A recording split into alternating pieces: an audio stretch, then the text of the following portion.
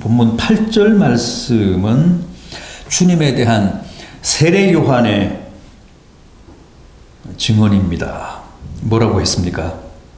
나는 너희에게 물로 세례를 베풀거니와 그는 너희에게 성령으로 세례를 베푸시리라. 세례 요한 자신은 물로 사람들에게 세례를 베풀지만 오신 주님은 너희들에게 성령으로 세례를 베풀 것이다. 그런 증언입니다. 그렇습니다. 요한은 요단강에서 물로 세례를 베풀었습니다. 그런데 주님은 우리에게 성령으로 세례를 주실 분이십니다.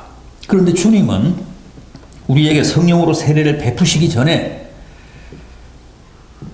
당신이 먼저 성령 세례를 받으셨고 또 성령 세례 받은 자의 삶이 어떠해야 하는지를 샘플로 모범으로 우리에게 보여주신 분이십니다.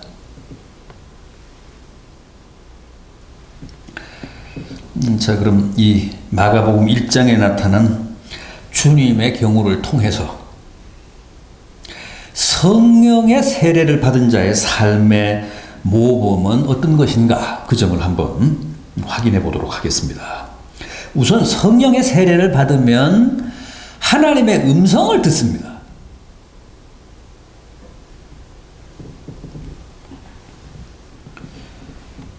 보십시오. 주님이 요단강에서 요한에게 세례를 받으시고 물에서 올라오실새 하늘이 열리고 성령이 비둘기같이 주님 위에 임하셨다고 합니다. 성령의 세례를 받으신 겁니다. 물 세례와 함께 성령의 세례를 받으신 거예요. 그런데 그 성령 강림에 이어서 나타난 현상이 뭡니까? 11절을 보십시오. 하늘로부터 소리가 나기를 너는 내 사랑하는 아들이라 내가 너를 기뻐하노라 하는 하나님의 음성이 들렸다는 거예요.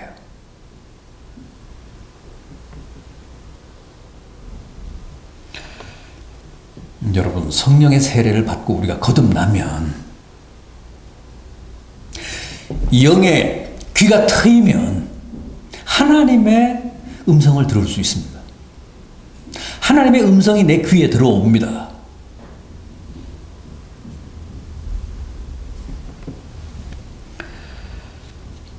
이거 중요합니다. 우리도 성령 세례를 받으면, 그래서 우리가 성령 충만해지면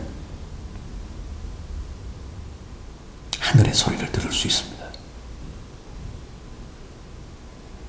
우리의 눈이 열려서, 영안이 열려서 하나님의 뜻도 분별할 수 있지만 우리의 영적인 귀로 하나님의 생생한 육성을 들을 수 있다는 거예요.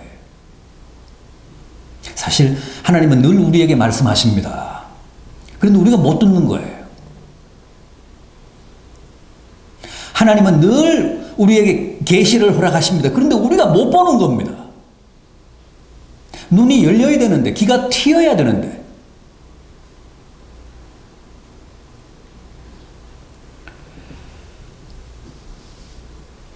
성령의 세례를 받으면, 그래서 우리가 성령 충만해지면 내가 너를 사랑하노라. 너야말로 내 아들이요 내 딸이라. 내가 너를 기뻐하노라 하는 하나님의 음성을 들을 수 있게 된다는 겁니다. 주님처럼.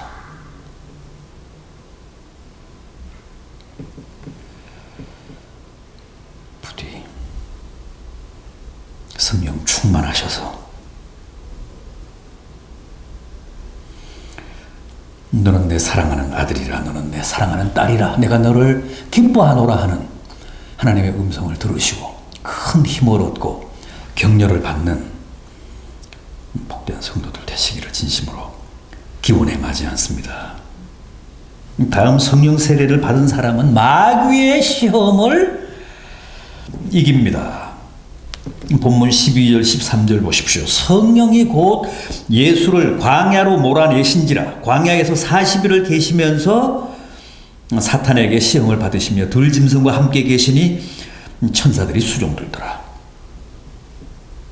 성령이 예수님을 광야로 몰아내셔서 광야에서 40주야를 계시며 사탄에게 시험을 받으셨다고 했습니다. 여러분, 아까도 말씀을 드렸습니다만 성령의 세례를 받은 사람에게도 시험은 있습니다. 마귀의 유혹도 있습니다. 아니, 오히려 더 많습니다. 오늘 본문도 보십시오. 주님께 임한 성령이 주님을 어떻게 하셨다고요? 시험을 면케 하셨다고 합니까? 마귀를 피하게 하셨다고 합니까?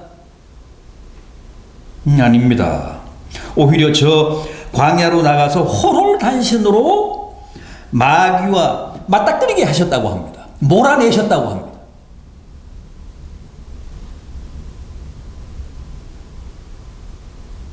그러나 성령은 결국 그 시험을 이기게 합니다. 성령은 우리가 이길 수 없는 시험, 우리가 감당할 수 없는 시험은 당하지 않게 하시고 반드시 우리가 이길 수 있는 시험은 겪게 하십니다. 그 시험과 마주서게 하십니다. 우리가 포기하고 진작 백기를 들어서 그렇지, 우리가 투항을 해서 그렇지, 우리 앞에 놓인 시험은 우리가 다 이길 수 있습니다. 우리가 이길 수 없는 시험은 아예 단케하시지 않습니다. 왜 성령이 우리로 하여금 시험을 겪게 하실까요? 우리의 영적인 체질을 위해서입니다. 우리의 성장을 위해서입니다. 우리의 성숙을 위해서입니다. 더욱 강인한 영혼이 되게 하기 위해서입니다.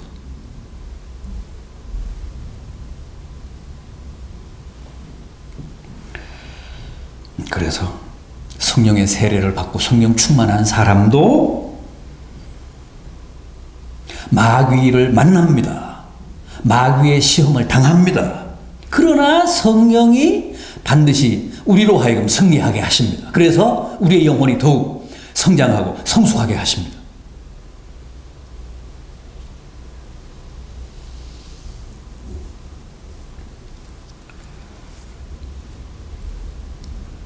다음, 성령의 세례를 받으면 주님처럼 남에게 말씀을 가르칠 수 있는 권능이 주어집니다.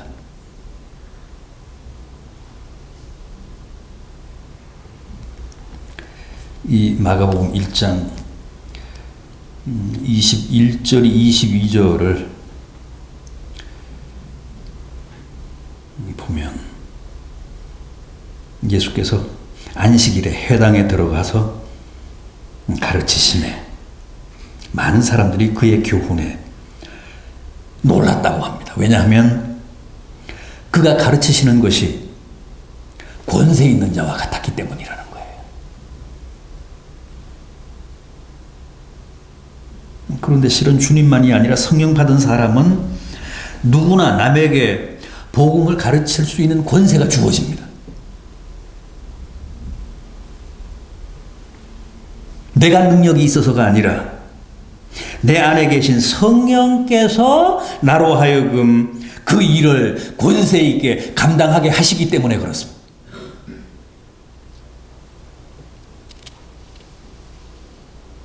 (22절) 하반절을 보면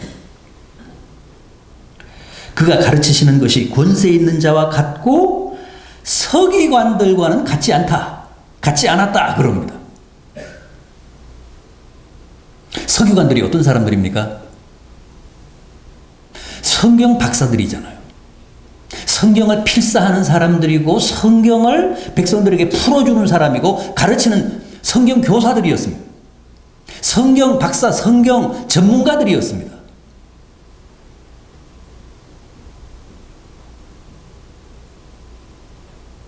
객관적으로 보면 서기관들보다 성경에 더 해박한 사람은 없습니다. 서기관들보다 더 성경의 권위자들은 없습니다.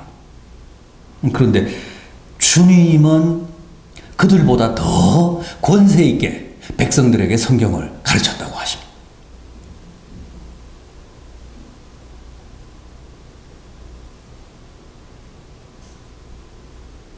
어디서 온 차이일까요? 서기관들은 자기들의 지식과 인간적인 교수 능력으로 가르친 것이고 주님은 성령의 권능으로 가르치셨기 때문에 그 권세가 비교가 되지 않았다는 거예요. 주님의 가르치시는 그 교수법, 가르치시는 그 교수의 권능이 서기관들과 같지 않았다는 평가는 대단한 겁니다.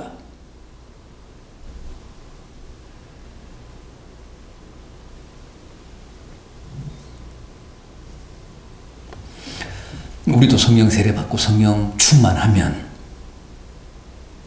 성령이 주시는 권능으로 그렇게 힘있게 백성들에게, 남에게, 이웃들에게 하나님의 말씀을 교수할 수 있다는 거예요.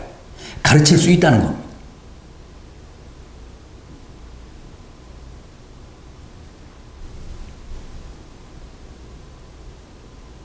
뿐만 아닙니다. 성령 세례를 받으면 귀신을 쫓아내고 육신의 질병, 정신의 질병도 물리칠 수 있는 권능이 주어진다고 합니다. 마귀는 성령 충만한 사람을 먼저 알아봅니다. 24절을 보면, 이 마가복음 1장 24절을 보면 마귀가 주님을 보고 뭐라고 합니까? 내가 당신이 누구인 줄 아노니 그럽니다. 그러자 주님이 그 귀신을 쫓아내십니다. 꾸짖으시며 잠잠하고 그 사람에게서 나오라고 하셨습니다. 그랬더니 그 더러운 귀신이 큰 소리를 지르며 즉각 나왔다고 합니다.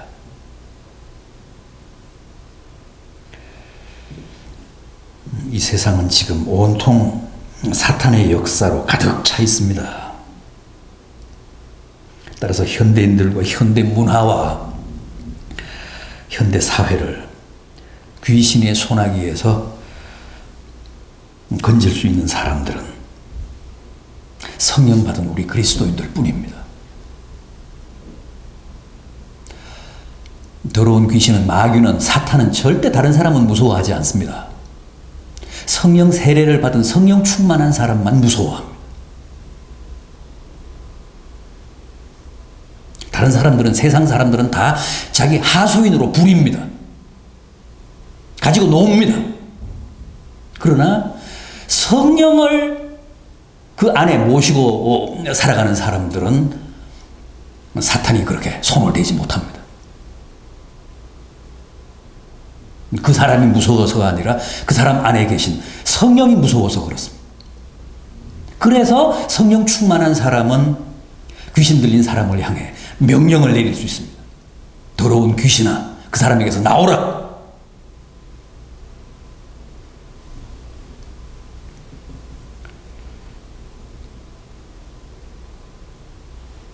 주님의 공생의 사역에서 중요한 부분을 차지했던 게 바로 병 고치는 사역 아닙니까? 오늘 이 마가복음 1장만 해도 30절을 보면 시몬의 장모의 열병을 고치는 대목이 나오고, 또 32장에는 모든 병자가 나오고, 34절에는 각종 병든 많은 사람들이 나오고, 40절에는 나병 환자도 나오는데 주님이 다 고치셨다고 합니다. 그런데 주님만이 아니라 성령 받은 오늘 우리도 이렇게 각종 병자들을 낫게 할 수 있다는 겁니다. 우리가 아직도 우리의 본때를 못 보여서 그렇지. 우리 안에 모시고 계신, 우리 안에 내주해 계신 성령의 권능을, 잠재력을 우리가 발동하면 얼마든지 우리도 주님처럼 이렇게 심령의 병든 자, 육신의 병든 자를 낫게 할 수 있다는 겁니다. 교회가 환자들에게 관심하고 그들의 치유를 위해 늘 기도하는 이유도 거기에 있습니다.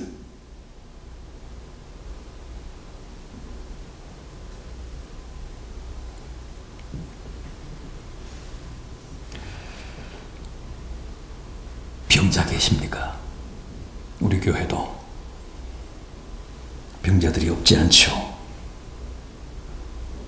몸과 마음과 영혼까지도 치유하시는, 전인적으로 치유하시는 성령의 권능을 확신하시고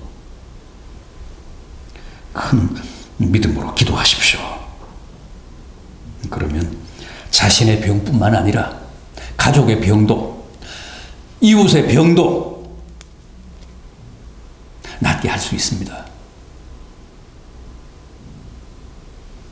참 믿음이 없어서 안타깝습니다. 우리 안에 계신 성령은 무한하신 권능을 가지신 분이신데 우리가 믿고 확신을 가지고 기도하면 귀신도 쫓아내고 육신의 병도 물리칠 수 있는데 우리는 아예 시도조차도 하지 않습니다. 상상도 못합니다. 정말 겨자씨 한 알만한 믿음만 있어도 모든 병을 물리치고 극복할 수 있을 텐데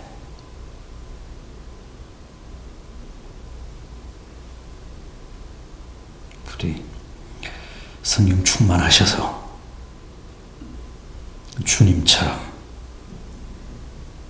성령의 권능으로 모든 약함과 병마를 물리치는 큰 역사가 있기를 진심으로 기원해 마지 않습니다.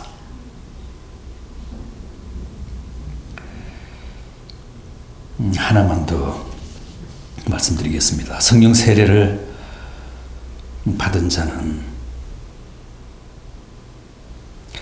전도의 권능을 가집니다. 주님은 광야에서 40일간 금식 기도하고 돌아오신 후에 즉각 복음을 외치며 전도하셨습니다. 14절 이하를 보십시오. 하나님의 복음을 전파하여 이르시되 때가 차고 하나님의 나라가 가까웠으니 회개하고 복음을 믿으라.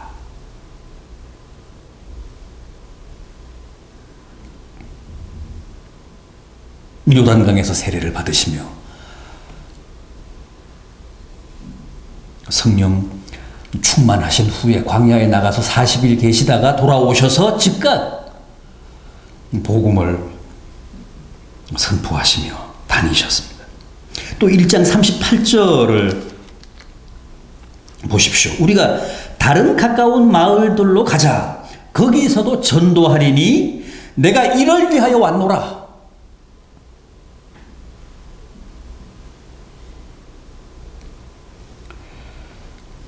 이어지는 39절도 보십시오.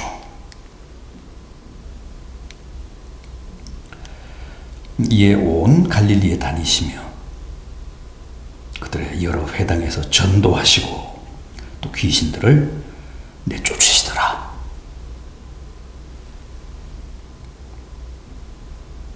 주님은 죽어가는 영혼들을 불쌍히 여기셨습니다. 그렇습니다. 성령 받은 사람의 눈에는 세상 사람들이 다 불쌍하게 보입니다. 세상 사람들에 대한 굉장한 연민이 발동합니다.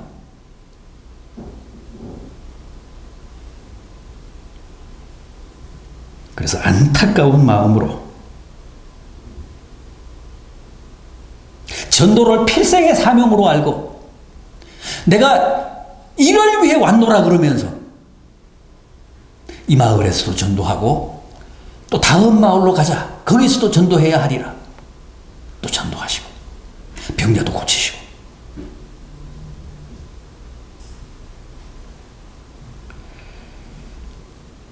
사실 성령 세례 받은 사람들은 그렇게 사는 게 맞습니다. 어디서 무엇을 하든 복음을 전하면서 세상 사람들을 불쌍히 여기면서 하나님의 나라를 증거하는 삶을 살아야 그게 맞습니다. 성령의 세례는 내 자신뿐 아니라 남의 구원을 위해서도 봉사하라고 주신 하나님의 은혜요, 은사입니다. 남의 구원을 위해서도 기여하라는 겁니다. 봉사하고 희생하라는 겁니다. 헌신하라는 겁니다.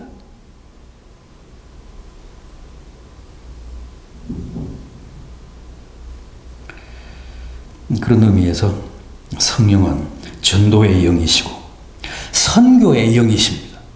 그래서 성령 충만한 사람은, 성령 세례를 받은 사람은 시도 때도 없이 복음을 증거합니다.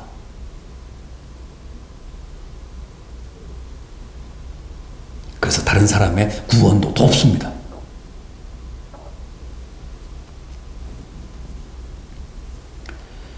여러분, 성령 세례, 성령 충만은 어떤 신비한 현상이 아니고 이처럼 구체적인 삶을 뜻합니다.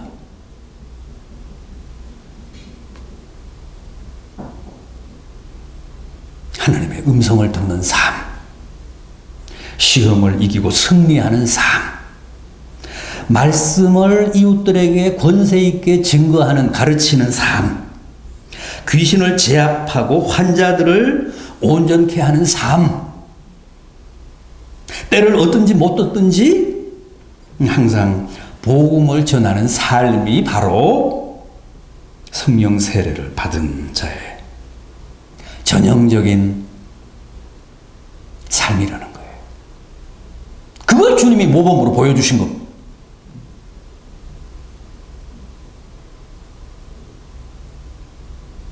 늘 성령 충만하셔서 주님이 보이신 모범을 따라 승리하는 복된 성도들 되시기를 진심으로 기원합니다. 기도하시겠습니다.